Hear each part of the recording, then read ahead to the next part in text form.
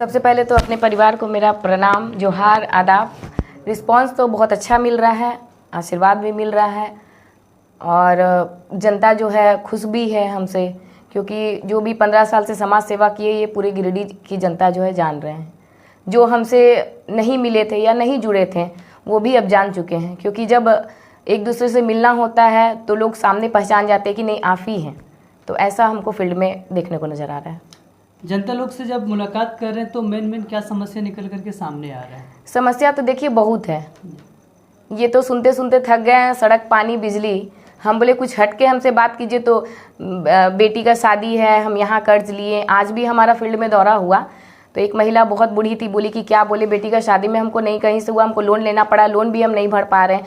तो कुछ अलग हट करके जब सवाल आता है तो उसके लिए हम जो आगे बढ़ जाते हैं, क्योंकि हम किए भी हैं, कई बेटियों की शादी करवाएं। क्योंकि किसी की शादी में, किसी की भी बेटी हो, अगर शादी में 10 रुपया भी कोई दे देता है ना तो उसके लिए बहुत बड़ा वो उपहार होता है। क्योंकि वही माँ बाप जानेगा जिसको जब बेटी का शादी करते हैं तो कितना परेशान होना पड़ता है, इधर उधर हाथ फैलाना पड़ता है। तो इस चीज़ के लिए हम हमेशा आगे जो बढ़े हुए हैं। बच्चों की शिक्षा में जो है हम लगातार सेवा दे रहे हैं, क्योंकि बच्चे तो हमें वोट नहीं देंगे। अगर बहुत लोग बोलते हैं कि नहीं ये वोट लेने के लिए आई है तो ऐसे कर रही है, वैसे कर रही है, लेकिन बच्चा से क्या हमारा स्वार्थ है? 350 कोचिंग सेंटर हमारा चल रहा है, बच्चे वहाँ निःशुल्क पढ़ रहे हैं, वहाँ की जो महिलाएं टीचर हैं उनको मानदेय दिया जा रहा है, तो वो बच्चा तो हमें वोट नहीं देगा। लेकिन बच्चे को क्यों हम इतना अपने तरफ खींच रहे हैं कि बच्चे को शिक्षित होना जरूरी है। शिक्षित होगा तभी उनको रोजगार, नौकरी मिलेगा, नहीं तो फिर वही बाहर उनको भेजना पड़ेगा। उस चीज़ को हम रोकना चाह रहे हैं। राजनीतिक एक रणनीतिक अलग टाइप से किया जाता है राजनीतिक में, तो रणनीति के अनुसार से ही राजनीति का रिजल्ट मिलता है। क्या लग रहा है गिरिडीह में रणनीति आपका अलग टाइप से हो रहा है जिससे आपका रिस्पॉन्स जनता लोग का मिल रहा है? बिल्कुल अलग टाइप से ही हो रहा है। ये सरकारी योजना तो सब लेकर आता है, सड़क, पानी, बिजली, जल, ये सब लेकर आता है। कुछ हट के जो काम करे वो दिखाना चाहिए इंसान को। बेटियों की शादी में जैसे मदद, रोजगार देना महिलाओं को, क्योंकि पुरुष तो किसी ना किसी तरह बाहर 1000, 2000, 3000 कमा लेते हैं, किन्हीं के हस्बैंड जो है बाहर जाके कमा लेते हैं। लेकिन महिलाएं को कितना कष्ट होता है, क्योंकि हम भी एक महिला हैं तो हम समझ सकते हैं। हमको भी परेशानी हुई थी घर चलाने में। तो महिला किस तरह से घर चलाती है, अगर महिलाओं को रोजगार मिल जाए घर के अंदर, दहलीज के अंदर, क्योंकि बहुत ऐसे परिवार हैं जो अपनी बहू बेटी को बाहर निकलने से उनको पाबंदी है। तो हम चाहते हैं कि वो महिलाएं घर के अंदर कुछ कमा ले, उसके लिए भी हम आगे आए हैं कि घर के अंदर ही आप काम कीजिए, आपको पर मंथ सैलरी मिलेगा। लेकिन उसमें भी महिला को दबाया जा रहा है, क्योंकि जो अदर पार्टी से हैं, उनके शौहर या हस्बैंड कहीं पर, और वो हमसे अगर जुड़ी है, उनकी बेगम या पत्नी या बहन, तो वो उनको खुंदक हो जा रहा है कि क्यों वहाँ जुड़ी है, क्योंकि उनको जो है अभी भर भर के मिल रहा है उनके घर के पुरुष को, तो वो तो अपनी पत्नी को दबाएंगे ही। तो ऐसा क्यों? आप जहाँ है ठीक है, आप अपने जगह सही है, वो एक दिन के लिए है, लेकिन जब आपकी पत्नी काम करेगी जो हमेशा उसको मिलेगा, उस चीज़ को पुरुष को समझना होगा। यहाँ पे हमेशा बीजेपी और जेएमएम का एक दल रहा है, पकड़ रहा है, उसका कटास कैसे कीजिएगा आप? क्योंकि न्यू हैं आप और कभी राजनीतिक में कदम नहीं रखे, फर्स्ट टाइम आपका कदम है, कैसे उसका कटास? बीजेपी और जेएमएम ब्रांडेड पार्टी है, हम आम प्रत्याशी हैं जागरूक जनता पार्टी की, लेकिन उन लोगों का जो पकड़ है 5 साल में और हम जो 15 साल से किए वो बराबर ही है, या ऊंचा ही मानिए हमको। हम अपने आप को गर्व महसूस करते हैं, क्योंकि 15 साल कोई कम बड़ा सफ़र नहीं होता है। उनका जो है काम 5 साल में वो जनता के लिए काम क्या किए, और हम जो 15 साल से किए वो हम भी जनता के लिए ही किए हैं। अब जनता पर ही निर्भर है कि जनता क्या करेगी। तो उनका कटाच के लिए हम पहले ही इतना वर्क कर चुके हैं, तो आगे क्या करेंगे वो तो जनता खुद ही जान रही है, क्योंकि जो पहले हम कर चुके हैं तो लोग तो जान ही रहा है, तो क्या जीतने के बाद नहीं करेंगे? आपको किससे फाइट लग रहा है, बीजेपी, जेएमएम या जेएलके? हमको किसी से फाइट नहीं लग रहा है, बल्कि उल्टा हमको दोषी ठहराया जा रहा है कि ये बीजेपी से है, बीजेपी का बी टीम है। कोई बोलते हैं जेएमएम से, कोई बोलते हैं इस पार्टी से, जबकि हम फ्रेशर हैं, क्योंकि जागरूक जनता पार्टी पहले लोकसभा चुनाव भी लड़ चुकी है।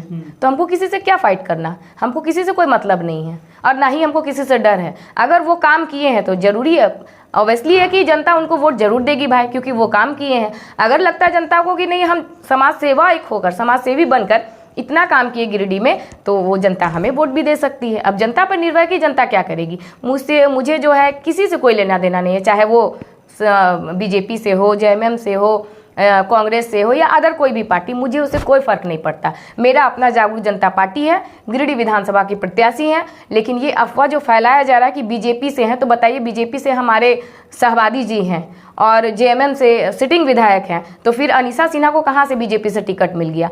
तो ये अफवाहों से भी हम हमेशा परिवार को बोल रहे हैं कि दूर रहिए, क्योंकि आज आपको मौका मिला है आगे बढ़ने का। जो आप इतना वर्ष से रेंग रहे थे, उस रेंगना को ख़त्म कीजिए। अपना दिमाग को सुनिए सबका, लेकिन कीजिए अपना दिमाग का। हर बात तो आप झेले ही हैं, इस बार झेलने का मौका आपका ख़त्म हुआ है। अब इसको जो है हम प्रयास करेंगे, और जनता अगर समझेगी तो बहुत अच्छी बात है, नहीं समझेगी तो फिर 5 साल रहेंगी। आप समाज सेवा करते आए हैं शुरुआत से। समाज सेवा आप राधा स्वामी संगठन के जरिए से भी कर रहे थे और करते आ रहे थे, तो राजनीतिक में रखने पाइए। राजनीति में कदम रखें इसलिए क्योंकि इससे तो बहुत अच्छा सवाल है, क्योंकि गर्व महसूस होता है। गिरिडीह की जनता ही मैदान में हमें उतारी। 15 अगस्त जो है मेरा पहला जनसंपर्क हुआ था, उस दिन से हम निकले हैं, और गिरिडीह की जनता जो है हमको आगे फील्ड में निकाली, मैदान में, और साथ भी मुझे मिल रहा है। लेकिन ये लालच वाला जो धंधा है ना, हर 5 साल में लोग जो है बांटते हैं, जो ये सब पैसा, ये मुर्गा और कुछ अलग अलग चीज़ें, तो इस पे लोग पिघल जाते हैं। लेकिन हम कहते हैं वो 2 दिन का ही है, 20 तारीख तक का ही है। उसके बाद आपको वो 1 बोतल या 10 किलो मुर्गा आपको देने के लिए नहीं आ रहा है। और अगर पिला भी रहा है ना, हम तो जनता को इतना खुल के बोल रहे हैं, अगर वो आज आपको पिला रहा है तो उसके बाद आप उसके दहलीज पे जाइए पीकर, तो वो आपको भगा देगा। पिलाने वाला भी वही, भगाने वाला भी वही। तो जनता तो बुड़बक है जो कर रही है। सवाल ये है कि समाज सेवा संगठन के माध्यम से कर रहे थे, राजनीतिक में आने का मुख्य कारण क्या है? मुख्य कारण यही है क्योंकि सुनते सुनते जो है दिमाग जो है सरक जाता है।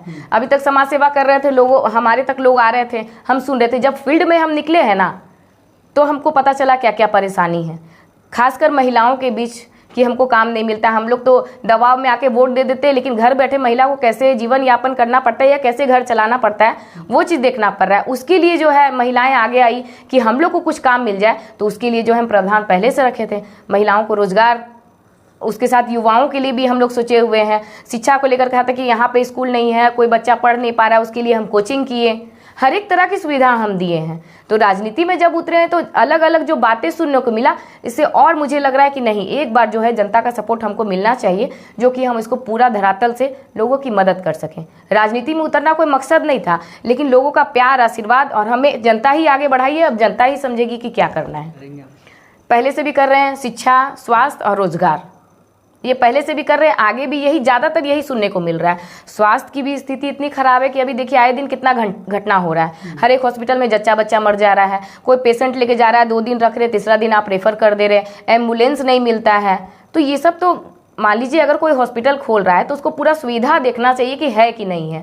कुछ भी करके पेशेंट को हालत ख़राब कर देना, तुरंत उनकी मृत्यु हो जाती है। तो ये सब चीज़ कैसे हो पा रहा है? जब तक आप उसका पूरा जांच पड़ताल ना कर ले, तब तक हॉस्पिटल खोलने का जो उसको दर्जा ना दिया जाए, इसको भी रोकना होगा। क्योंकि ऐसे भी कोई भी आके हॉस्पिटल खोल दिए, वहाँ सभी मरीजों का मौत हो रहा है। तो ये सब क्या है? झूठ मूठ का ये सब है। आप अच्छी तरह से उसको जाँच परख लीजिए कि क्या वाकई में ये सब ठीक है। अगर यहाँ सारा सुविधा है तो आप हॉस्पिटल खोलने का उसको ऑथराइज दीजिए, वरना उसको रोकिए। क्योंकि एक बार मरने के बाद इंसान दोबारा उस इंसान के पास नहीं आता है। तो ये सब चीज़ को हम रोकना चाह रहे हैं। रोजगार का खास कर है, रोजगार, स्वास्थ्य और शिक्षा।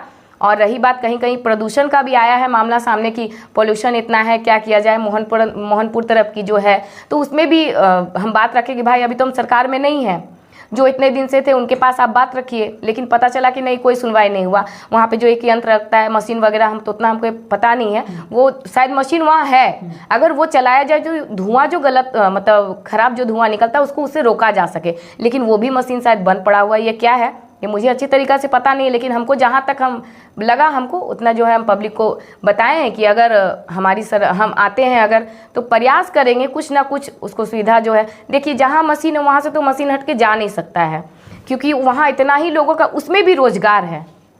उस रोजगार को हम अगर किसी का छीन लेंगे तो वो भी सही नहीं है। उसको दूर करने का प्रयास मेरा भरपूर रहेगा। पॉल्यूशन को क्या करना चाहिए? सभी को मैं निवेदन करती हूँ कि आपके गिरिडीह जिले की बेटी अनीसा सिन्हा हमारा नाम है, जागरूक जनता के पार्टी की ओर से हूँ, और हम चाहते हैं कि आप लोग हमारा सहयोग करें, जो आज तक नहीं हो पाया है। आपकी बेटी ये वादा करती है कि 5 साल में आपको ये निभा कर दिखाएगी।